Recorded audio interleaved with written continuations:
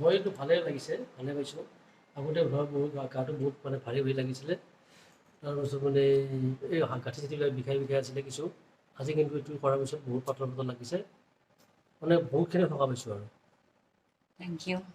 হয়, মোৰো তেনেকুৱাই শুনি আছিলোঁ। তাৰপিছত তাই এটা ছেশ্যন দিলে মোক।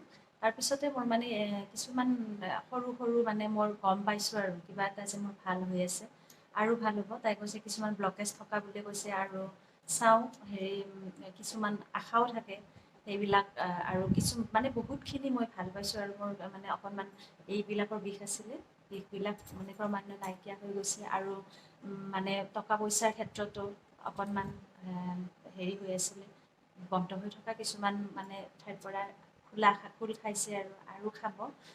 আপোনালোকেও আহক, আপোনালোকৰ যদি কিবা প্ৰব্লেম আছে নিশ্চয় সুফল পাব। মই প্ৰথমটো লৈয়ে মানে সুফল পাইছোঁ বুলি মই মানে ডাঠি ক'ব পাৰোঁ।